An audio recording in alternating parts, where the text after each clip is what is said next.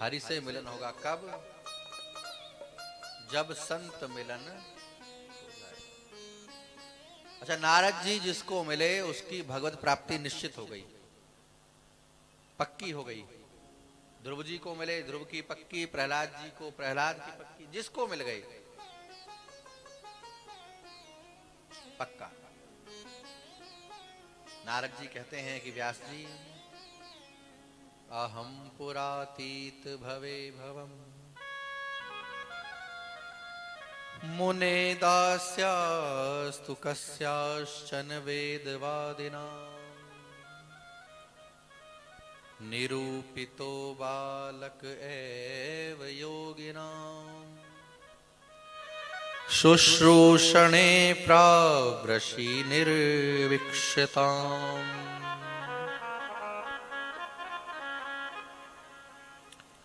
नारद जी कहते हैं कि मैं पूर्व जन्म में एक दासी का पुत्र था। मेरी मां ब्राह्मणों के यहां दासी थी। जन्म से पूर्व ही मेरे पिता का शरीर शांत हो गया और कोई आसरा नहीं था, कोई सहारा नहीं था। मेरे पालन पोषण के लिए मेरी मां ने, कुछ वेदवादी ब्राह्मण थे, वेदज्ञ, उनके यहां गृह कार्य करने के लिए दासित्व स्वीकार कर लिया।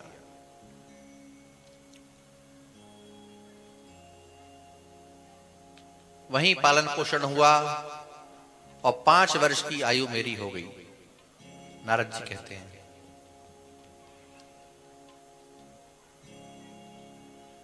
एक बार कुछ संत आए हैं चातुर्मास करने के लिए।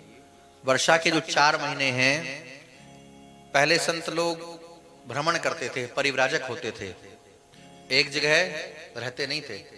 जैसे आज बड़े बड़े वीआईपी होटल रह रहे हैं, नाम ही है आश्रम का, लेकिन पैसे वाले का ही बोलबाला है। कोई सोचे गरीब आदमी जाकर के एक एक रात हम गुजार लेंगे तो सोने के लिए छत भी नहीं मिलेगी, इतना पैसा दो तब कमरा मिलेगा। तो वो आश्रम थोड़ी रहे, वो तो होटल हो गए, पे करिए। जब पहले ऐसा नहीं था, पहले जो नगरों में, ग्रामों में प्राचीन मंदिर होते थे वही होते थे। मठों के नाम पर गुरुकुल थे जो शिक्षा का केंद्र थे। तो संत लोग घूमा करते थे, भ्रमण करते थे धर्म के प्रचार प्रसार के लिए। और बरसात में 4 महीने एक जगह रुकते थे, चातुर्मास, चौमासा। तो चातुर्मास करने के लिए कुछ संत आए और उन ब्राह्मणों ने, नारद जी कहते हैं कि मुझे उनकी सेवा में लगा दिया। 5 वर्ष का बालक सेवा तो क्या करेगा, लेकिन जो आज्ञा वो दे देते उसका मैं पालन करता। पुष्प ले आता, दुर्वा ले आता, यज्ञ के लिए समिधा बीन करके ले आता। बरसात थी, गीली हो जाती, सुखाता धूप निकलने पर। संतों के चारों तरफ में मंडराता रहता। और जब वो कीर्तन करते, सत्संग करते, तो मेरे मन में बड़ा आनंद होता। आह्लादित होकर के मैं श्रवण करता, खूब कीर्तन करता।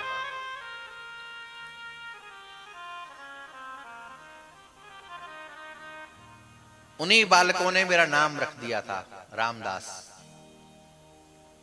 नाम भी कोई नहीं था। पहले जो संत थे वो नाम लेकर के नहीं पुकारते थे।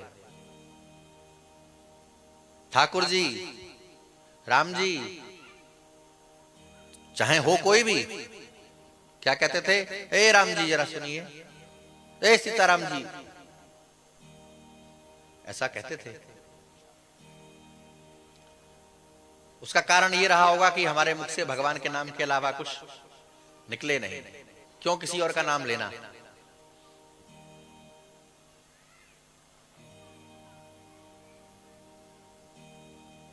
चार महीने बीत गए। और उन संतों के जाने का समय हो गया।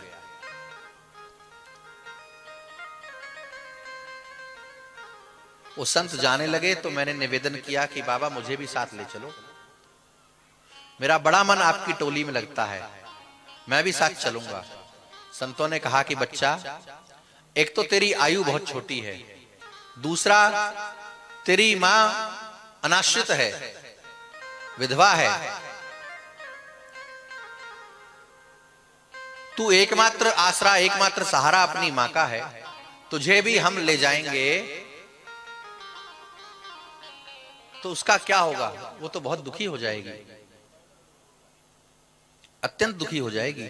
एक काम करो, हम तुम्हें एक गुप्त मंत्र देते हैं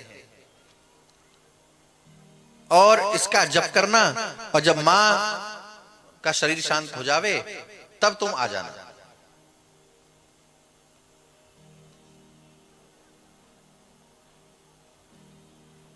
वासुदेव गायत्री संतों ने प्रदान कर दी है। नमो भगवते तुभ्यं वासुदेवाय धीमहि प्रद्युम्नाय निरुद्धाय नमः संकर्षणाय च। संत चले गए। नारद जी कहते हैं कि मैं माला झोली लेकर के बैठता तो मां को अच्छा नहीं लगता, मुझे उठा देती, कीर्तन करता तो मुझे पकड़ के ले जाती, ना जप करने दे ना कीर्तन करने दे, मेरा बड़ा मन भटकता। जब देखती माला झोली सोही छुड़ा करके ले जाती। अब नारद जी कहते हैं मुझे बड़ा क्रोध चढ़ता, बड़ा खराब लगता कि भजन क्यों नहीं करने देती।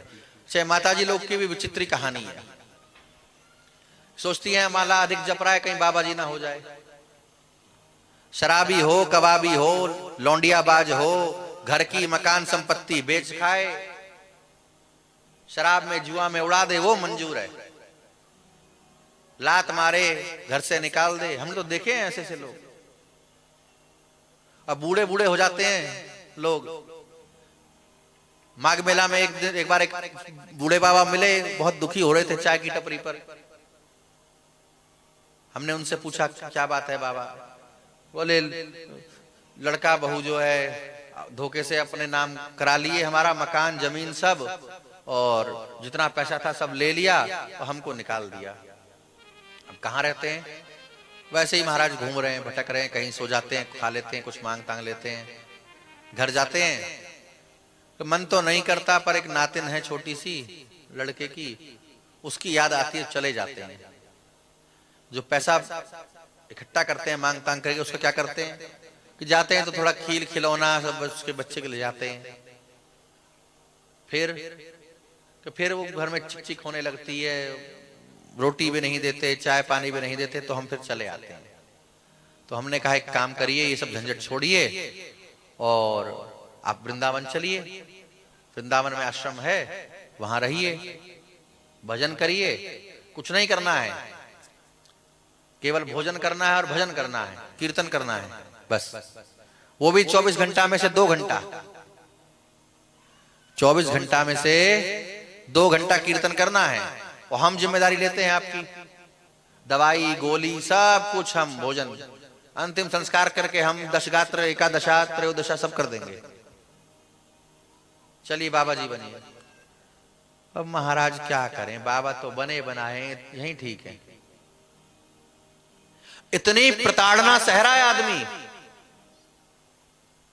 बात समझ रहे हैं? लेकिन तब भी अच्छा, माताजी लोग का बड़ा हाथ होता है बालक का जीवन बनाने में। एक वास्तविक सच्ची घटना है, आप लोगों ने सबने सुनी होगी दुनिया भर में। एक चोर था, उसको सजा हुई मृत्यु की, मृत्यु दंड उसको मिला। उससे पूछा गया कि तुम्हारी कोई अंतिम इच्छा है, बताओ पूरी करी जाए। यहां मैं अपनी मां से मिलना चाहता हूं, लेकिन अकेले में नहीं, सबके सामने, समाज में। ठीक है भाई। उसकी मां को बुलाया गया। मां को देखते ही वो मां की तरफ झपटा, दौड़ा। लोगों ने सोचा कि मां से बड़ा मोहब्बत करता होगा, बड़ा प्रेम करता होगा, अब मर रहा है, मां से गले मिलना चाह रहा होगा। वो दौड़ा और हाथ से नाखून से उसने अपनी माँ को की नाक थी उसको नकोट लिया, काट डाली, और कान से जो है मुंह से दांत से जो उसका कान उखाड़ लिया। अरे राम राम, अधिकारियों ने पुलिस वालों ने पकड़ा, जैसे तैसे बड़ा बल लगा करके बहुत डंडा से मारा। कहा कि अरे दुष्ट, तू सच में तू दुष्ट है, मरने जा रहा है, वो अपनी ही जन्म देने वाली मां को ऐसा कष्ट देके जा रहा है, उसके नाक कान काट लिए तूने। तो जज साहब थे, उन्होंने पूछा कि आखिर बात क्या है, तूने ऐसा क्यों किया। उसने कहा कि आज जो मुझे मौत की सजा हो रही है, मृत्युदंड हो रहा है, इसका एक कारण मेरी मां है। जन्म देने वाली भी मुझे ये है और मुझे मारने वाली भी ये है। लोगों ने कहा कि ये कैसे।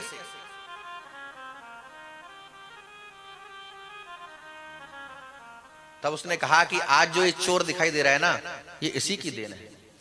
पहली बार जब विद्यालय से मैंने किसी अपने साथी की पेंसिल उठाई थी, इरेजर में लेकर के आया था, रबड़ शॉर्पनर लेके आया था, फिर दूसरे दिन ज्योमेट्री बॉक्स ले आया था, तीसरे दिन कुछ और ले आया था, और मैं इसको दिखाता तो ये हंस जाती थी। और वही बचपन की लत आज ऐसी हो गई कि पेंसिल चुराने वाला 3 साल 4 साल 5 साल का बच्चा आज इस पूरे नगर का सबसे कुख्यात चोर है, डकैत है। तभी मेरे गाल पर 2 चाटे रसीद किए होते, डांटा होता, धमकाया होता, तो आज मैं स्थिति को प्राप्त नहीं होता। मां की ममता की बराबरी नहीं हो सकती, लेकिन ममता में ऐसा अंधा भी नहीं हो जाना चाहिए कि अपने ही संतान के विनाश का आप बीज स्वयं बो दें। सही को सही और गलत को गलत कहने की क्षमता होनी चाहिए। देखिए, परमात्मा का स्वरूप है मां। परमात्मा सारी सृष्टि का जनक है, क्रिएटर है। उसके बाद किसी के पास ये सामर्थ्य है तो मां के पास है, चाहे पशु पक्षियों में हो चाहे मनुष्यों में हो। केवल मां में ही क्षमता है सृष्टि करने की, इसीलिए उसको परमात्मा का दर्जा प्राप्त है। ये जो व्यासपीठ है ना, बड़े से बड़ा महामंडलेश्वर जगत गुरु ब्रह्मांड गुरु कोई आ जाए तो हम उतर के उसको प्रणाम नहीं करेंगे।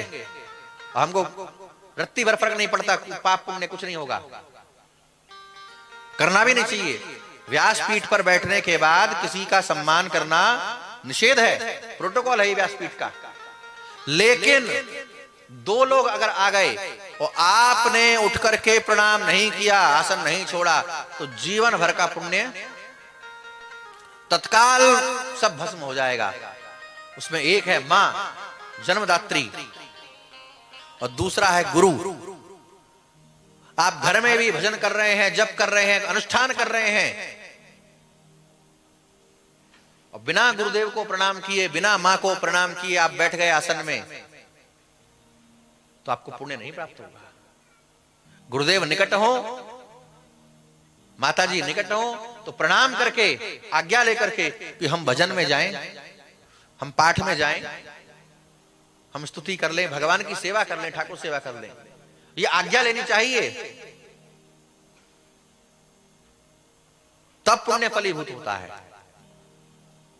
लेकिन आदमी का अहम कितना बड़ा है। अरे ये कुछ हो नहीं जानती है, पगलेट है, ये बूढ़ी तो कुछ नहीं जानती है, यही बूढ़ी तुमको पाल पोस करके विद्वान बनाई है, यही पेट काटी है अपना, बाबूजी से छुपा छुपा करके रुपया भी दी है, तुम्हारी जरूरत पूरी करी है, आज ये पगलेट दिखाई देती है।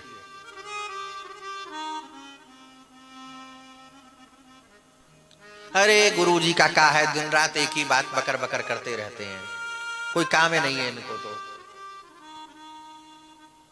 5 घंटा 6 घंटा यहां मंच पर खून पीते हैं, फिर कमरा में भी जाकर के हम लोग का जीना हराम कर देते हैं, न सोवे न सोने दे। रात में 12 बजे तक जगाता है, सवेरे 4 बजे हल्ला करने लगता है, चलो भाई उठो। अब बड़ी मुसीबत है। नहीं, ये लोग अच्छे हैं, ये तो सब बेचारे बहुत अच्छे हैं, हाँ, ये तो हम ही बदमाश हैं, दुष्ट।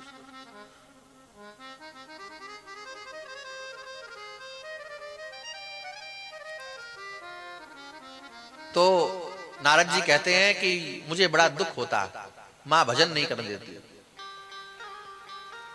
और एक दिन अंधेरे में मेरी मां उठी, गाय का दूध निकालने के लिए, दूध दूहने के लिए चली। वहीं घास के ढेर में एक सर्प था। सर्प के ऊपर पांव पड़ने से सर्प दंश से मेरी मां की मृत्यु हो गई। और नारद जी कहते हैं कि मैंने कुटिया समेत मां का अंतिम संस्कार किया और वन की राह ली।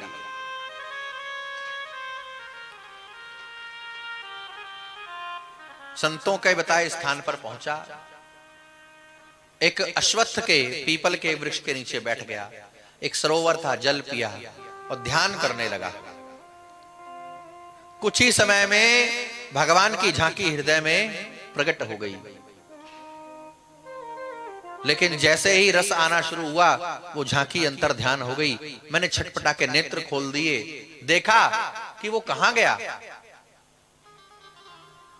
तो आकाशवाणी हुई कि तेरे जैसे अधकचरे योगियों को मेरी प्राप्ति ऐसे नहीं होती। अभी नहीं मिलूंगा मैं। कब मिलोगे?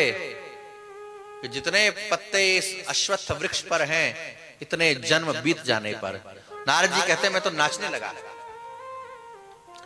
व्यास जी ने कहा इतनी लंबी प्रतीक्षा और आप नाचने लगे कि हाँ, अरे ये तो पक्का हो गया भाई। मैं गिनती नहीं कर सकता इस पर कितना पत्ता है, पर कहने वाले ने तो गिनती कर ली होगी।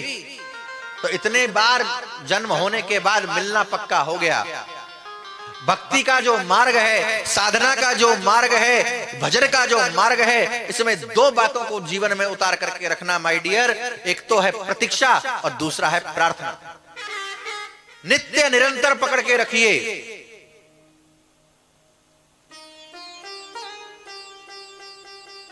प्रतीक्षा करिए। और मेरी तो निजी मान्यता यह है, बाकी किसी का पता नहीं, मुझको मुक्ति फुक्ति से कोई लेना देना नहीं। मुक्ति गई भाड़ में, चूल्हे में जाए मुक्ति, हमको चाहिए नहीं। और दूसरी बात ये कि हमको भगवान से मिलना भी नहीं, कभी नहीं मिलना।